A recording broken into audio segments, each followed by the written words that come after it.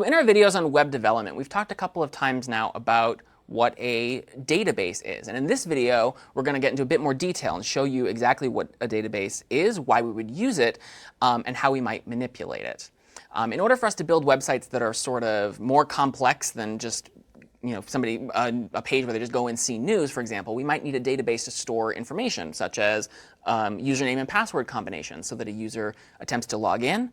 That login information is sent to the database. It is checked against information in the database to see whether that username password combination matches, and if so, it lets the user in. We might also store other stuff for users, like their shopping history or really any other information that you might want to keep long term for a user. Now, if you've ever used programs like Microsoft Excel or Google Sheets or Numbers, you're probably familiar with a basic idea of a database, which is a database consists of a couple of different levels of hierarchy. Within a database, we have tables, and within each of those tables, we have rows and columns. And if you are familiar with Excel, or perhaps even if you're not, let's take a quick second, and I can draw this analogy for you about what a database, a table, a row, a column is, and then we can translate that in just a moment to the same idea in SQL. So on my screen here, I've opened up an Excel file. And across the top here, you see I have these letters, A, B, C, D, E. These would be different columns in my file. Down the left side, I have numbered rows where I might put information. So for example, I might just put my name here in cell A1. So it's in the A column in the first row. Now, down at the bottom left is a feature that you may not have used too much if you don't use Excel very frequently, but there's these notions of sheets. Sheets are sort of akin to different tables. Notice that when I switch to sheet 2, the data that was in sheet 1, my name, is no longer there. So each sheet has its own unique set of rows and columns. But all of these sheets are still bound up in one single file called book 1. So the analogy here is that book 1 is our database, which contains a different number of tables, which in Excel parlance is just a sheet. And each sheet has columns that we can put data in and rows that we can put data in as well. So there are a couple of different types of database engines that we can use in our programs. We're going to talk about SQL, SQL, which stands for the Structured Query Language. The Structured Query Language is a programming language whose sole purpose in life is to query or ask questions of or retrieve data from a database. And there are many different implementations of SQL. Two of the most popular are as follows. We have MySQL, which is an open source platform, and it is very commonly used to establish relational databases. We're not going to get into a lot of detail in this video about what a relational database is versus other types of database, but just know that there are more than one type, and we cover relational databases in this course. Another type, which we actually have used in CS50 since 2016, is SQLite, which has a very similar feature set to MySQL. But it's just a little more lightweight. It's a little easier to use on CS50 IDE, and so that's why we're actually going to be using that one in the class.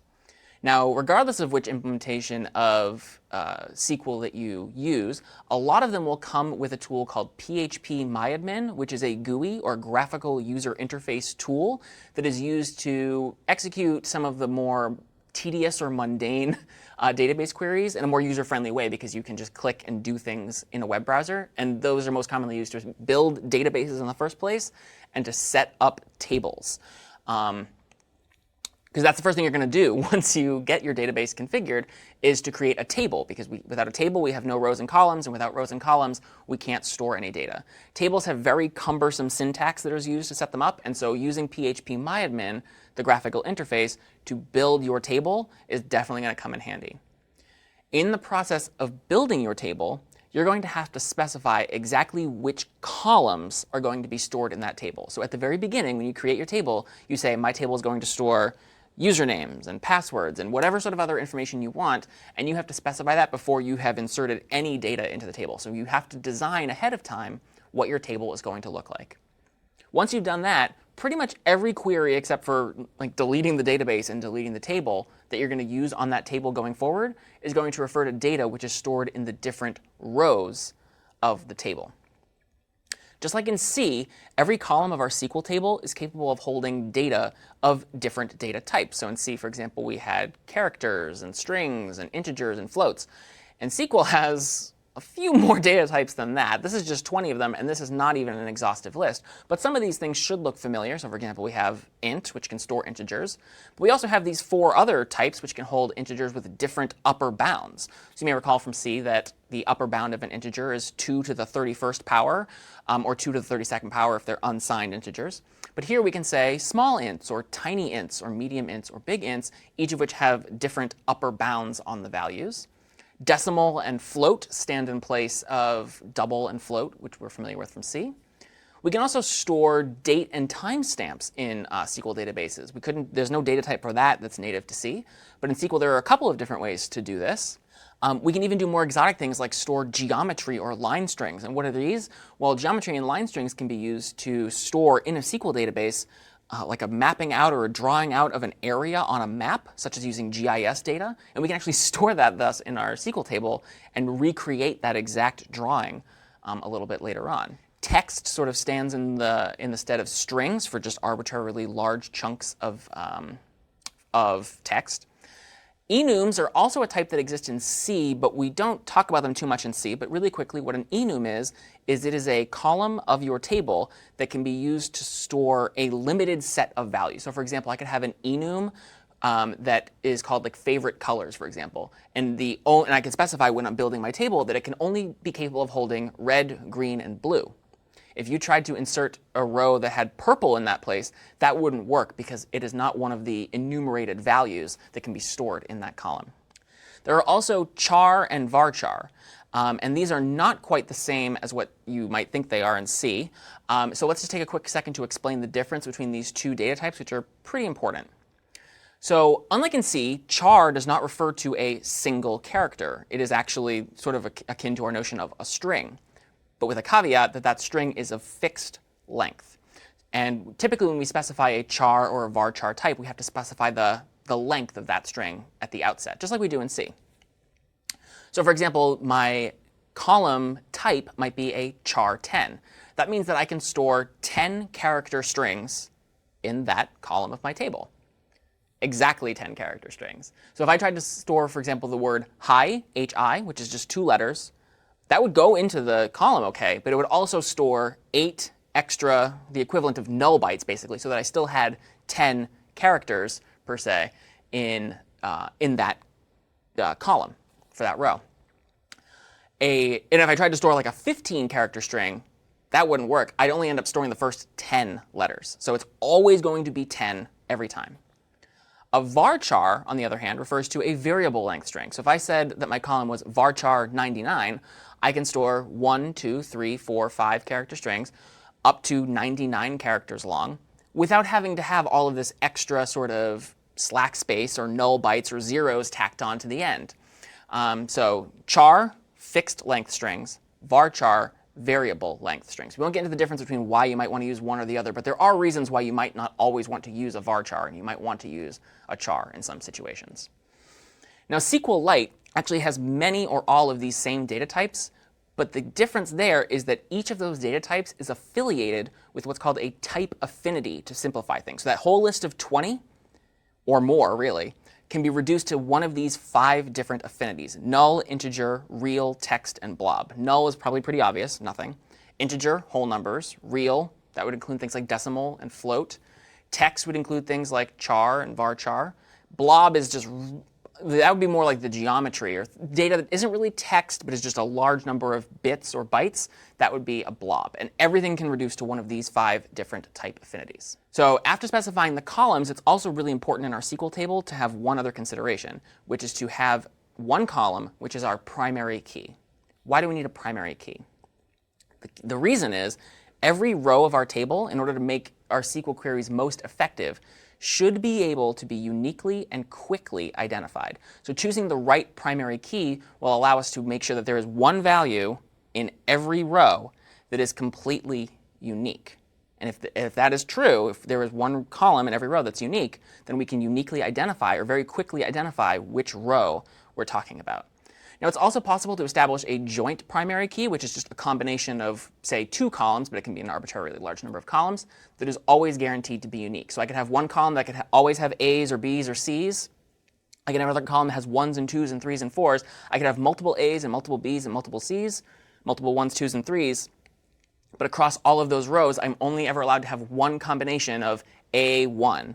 I can have B1, C1, I can have A2, A3, A4, but there's only ever one combination of those two columns that is unique. That would also be acceptable because that is a joint primary key. Now, SQL is a programming language like other programming languages that we've discussed, but it has a very limited vocabulary.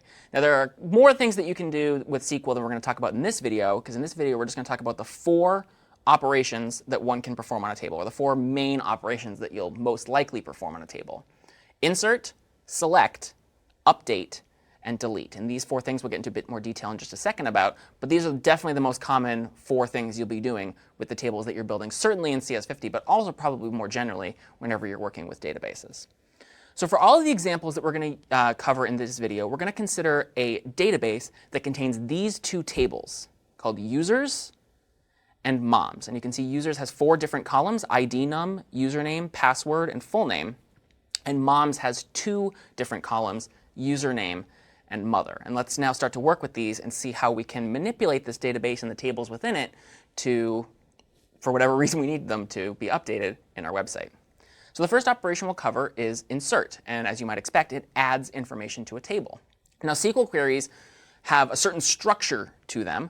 And so with each of these operations, what I'm going to do is give you the general sort of skeleton of what a query might look like. And then we'll use a couple of examples of that query to see how it affects our table. So an insert query, in general, looks something like this.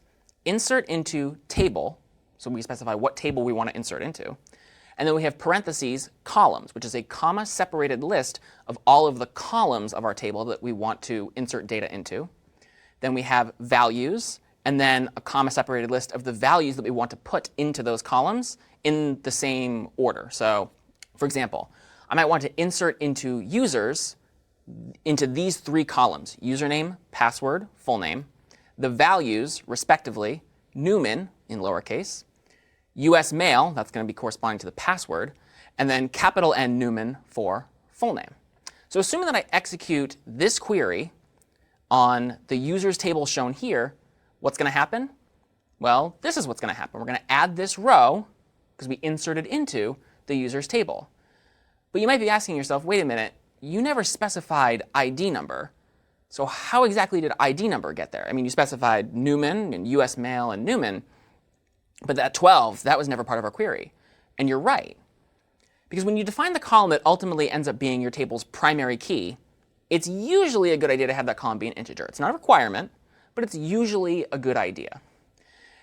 And because having a primary key is so important, you might want to specify it to auto increment. And what this basically means is you can forget to include it as part of your query.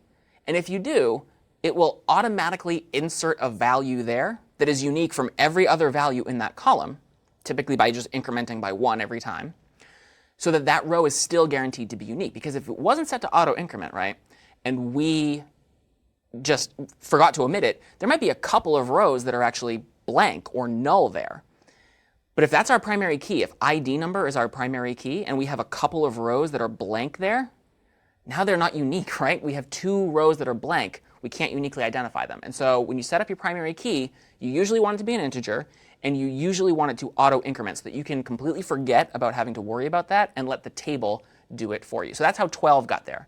I had specified my ID num column to auto increment every time I make an insert into the table. Let's do this another time. Let's insert into the other table, insert into the mom's table the following values into these following columns. We can insert into the username and mother columns of the users table the values Kramer and Babs Kramer. And just like what we saw before, this is what we would have as a result. We would just insert that row, and it would now be part of our database and part of our tables. So that's the insert operation. Now let's talk about the second operation, which is select. So if insert is used to put information into a table, select is used to get that information back out of the table so that we can do something with it. Select queries also have a very similar skeleton, and they look like this. Select, and then whatever columns you want to choose from, whichever table you want to choose them from, and then optionally in red here, these 2 other things, where some condition is satisfied, and we usually, in the context of SQL, refer to a condition as a predicate, but basically we're just checking to see that some situation is true, and we might want to, for example, order them by a specific column so that they are organized, alphabetically by the values in some column or whatever else. We don't have to do either where or order by, but generally where in particular is going to be used so that you don't get your entire database back, and order by just helps to keep things a little more organized. So for example, here's a select query that we could use. Select ID num full name from the users table. So let's see what's going to happen here. So remember, I'm selecting ID num and full name from the users table. Well, what is the select query going to return to me? This information here. It's going to look at each row of the table, and it's going to just pull out the ID number and the full name and give me all of those down the entire users table. My user table only consists of 3 rows, so it's giving me 3 pairs of information, 3 ID num full name combinations. Now let's say I want to restrict my search a little bit, my query a little bit. Select password from users where ID num is less than 12. So now I'm adding a predicate or a condition to my select query. What's going to happen here? Well, I'm going to get this information. This is just the password column from the users table where the ID number in that row is less than 12. So only rows 10 and 11's password get given back to me. 12's does not, because 12 is not less than 12. There's one other thing we can do with the select query, and that's to select star. Select star from moms where username equals Jerry. Star is just shorthand for every column. So instead of having to specify username mother, the 2 columns here, or if I was using the users table having to specify ID num, username, password, full name, I can just say select star. Give me everything in that row. And if I select star from moms where username equals Jerry, I am given this set of information back. So here's the thing that's cool about databases, though. We don't have to just have 2 tables. And we don't have, in particular, we don't have to have just one table that stores every relevant piece of information about a user. If we wanted to store, in addition to what we have there, information like their address and their date of birth and their social security number or whatever else we wanted to keep about them, this table could get bigger and bigger and bigger and bigger to the point where it becomes almost annoying to have to use it. But we can use relationships between different tables, and that's where the term relational comes into play for a relational database. We can set up our tables within our databases carefully enough that we can use relationships between them to pull information from where we need it without all that information having to be located in the same table in the first place. So for example, here is our database as we last left it, with 3 rows in each of the users and the moms tables. Now let's imagine a hypothetical situation where we want to pair a user's full name, which is currently only stored in the users table, with their mother's name, which is only stored in the mother table. They're not on the same table right now, so we can't use the same sort of select query that we used before. We have to use what's called a select join query. It looks pretty similar to the select query before, but we're adding one extra piece of information, which is what tables we're joining together. So I want to select a specific set of columns from one table, joining another table onto it, just temporarily. It doesn't really merge them, but it creates this sort of hypothetical table that does merge them. On predicate, where predicate is basically we're trying to find where the 2 tables overlap so that we can create this merged table just temporarily for purposes of this query, and then have them separate again. So for example, I might have a query that looks like this.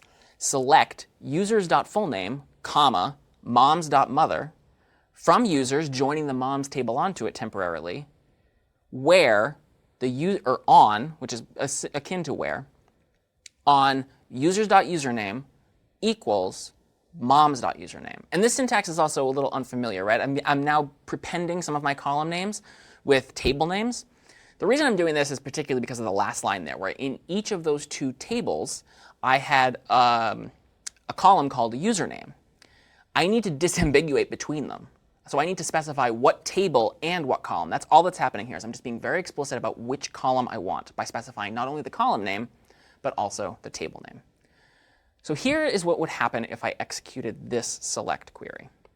Here are our 2 tables at the outset. This is all of the information that I'm trying to get to start with. I'm going to join these 2 tables together where users.username equals moms.username. Newman does not appear in both tables, so I'm not going to even come close to extracting that piece of information. Kramer does not appear in both tables, so that one's out too. But Jerry and G. Costanza both appear in both tables. And so that is sort of the overlap point. And you can think about this as like if we have our users table, which is like one circle over here, and our mom's table, which is one circle over here. When we're joining, it's sort of like if it's a Venn diagram, we're trying to figure out what those two tables have in common and using that as like our anchor point for the joined tables. So that's what we did here. We found where the two tables have data in common. And based on that, we create this hypothetical table called users and moms that contains all of the information that appears in both of those tables. But notice that the second column there sort of indicates the overlap. This column refers to data that is in both users.username and moms.username. So that's what we're extracting here. But remember that this query, we didn't want everything. It wasn't select star from users join moms where users.username equals moms.username. We just want the full name and the mother's name. And so that's what we extract. And so that really long query just results in us getting this set of information, users.fullname and moms.mother, for every row in both tables where the username happens to be the same. All right, so that was a bit more complicated. You probably won't do too many joins. Fortunately, the last two operations are a little bit easier. So update is the third of the four major operations. This is what we use to modify information in a table or change it or update information. The skeleton looks like this. Update table, set column equals value. So we're updating some column to have a new piece of data in it. Where predicates. We're trying to figure out which row we want to update, and then we're updating that column. So for example, I want to update users, set password equals yada yada, where ID num equals 10. You can probably guess what's going to happen here. We're going to find the row whose ID number is 10, and we're going to update the password there from Fusili to yada yada. Pretty straightforward. And the fourth and final operation that we do in SQL most commonly is to delete, which strikes or completely removes information from a table. The basic framework looks something like this: delete from some table where predicate, or again, where some condition is satisfied. So for example, we might want to delete from our users table where the username equals Newman. Now if we did that, and this was our table to start with, you can probably guess what's going to happen. After that query executes, the row whose username is Newman is no longer in our table. Now, all of the operations that we just showed are really easy to do in the graphical interface of PHP-MyAdmin, which again comes with most implementations of SQL that you might download. Here's the catch though. PHP-MyAdmin, despite being very user-friendly to use, requires manual intervention. You're going to have to log in and click on some buttons to delete information or update it or change it. And we don't want to do that. We're a webmaster, right? We want things to happen automatically for us. We want programs that we write to make those changes for us. So we don't want to go into PHP-MyAdmin and make those changes. We have to write code that does it for us. Fortunately, SQL integrates really nicely with a lot of modern programming languages, such as Python or PHP, that have functions that you can use to connect to your database. And then the code has other functions, the programming language rather has other functions that will query the database for you and make those changes. Now we're going to leave off for now exactly how those languages do that. We'll save that for a video on those languages themselves, but know that that is something that you can do to avoid having to do any sort of manual intervention when you want to update or do any sort of operation at all on your databases. My name is Doug Lloyd. This is CS50.